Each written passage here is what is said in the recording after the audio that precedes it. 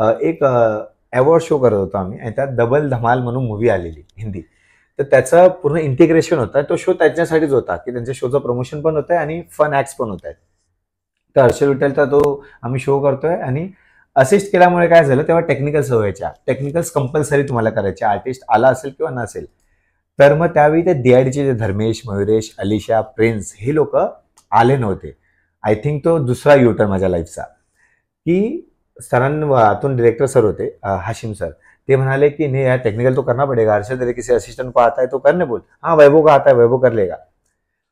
मग मी मयुरेशची स्टाईल नाचलो, प्रिन्सची स्टाईल नाचलो, सिद्धेशबाईची स्टाईल नाचलो, धर्मेशची नाचलो आणि अलिशाची नाचलो. आता मला नव्हतं माहिती आणि मला नाचायला एवढं आवडतं की मला आवडतं की मी नाचतो आणि लोक मला बघतायत, हे मला खूप आवडतं. तर नाचलो आणि समोर ना झी वाले बसले होते, हे मला माहितच नाही, झी TV वाले. सगळा डान्स झाला आणि मी असंच बसलो, खूप थकलो आणि मी पाणी पितोय आणि अरे हेलो आपका नाम, बोलो सर वैभव. तो आपने DID का नाम सुना है, डांस इंडिया डांस का? बोला हाँ सर क्यों नहीं सुना है, डांसर ने सुना है. तो क्या करना नहीं है क्या तुझे?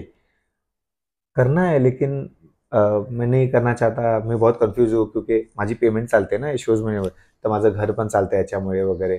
मग मी कंटेस्टंट झालो तर पेमेंट थांबली जाणार, आम्हाला सॅलरीज नाही मिळणार वगैरे. अरे क्या सोच रहा है इतना मत सोच, हमको तू चाहिए क्या, नाचता यार तू. आता मी 5 लोकांची स्टाईल केली ना. तर म्हणलो सर थँक्यू. किससे बात करना है, बोललो मी हर्षल विठ्ठल बरोबर काम करतो, तुम्ही त्यांच्याशी बोला. मग हर्षल विठ्ठलशी बोलणं झालं असेल वगैरे काय माहित, पण त्यांनी धर्मेशला हे सांगितलं होतं की यार इससे बात करना, वो हर्षल के असिस्टंट से. दुसऱ्या दिवशी शोच्या दिवशी धर्मेश बॅकस्टेज में बोलला अरे वैभव भाई कर लो ना, क्या होगा, या तो आप सिलेक्ट हो जाओगे या तो नहीं सिलेक्ट होंगे. सिलेक्ट हो गया तो कुछ अच्छा हो जाएगा, नहीं सिलेक्ट हुए तो वापस यही करो, कौन रोक रहा है आपको. मी असं झालो यार बरोबर तो बोलतोय.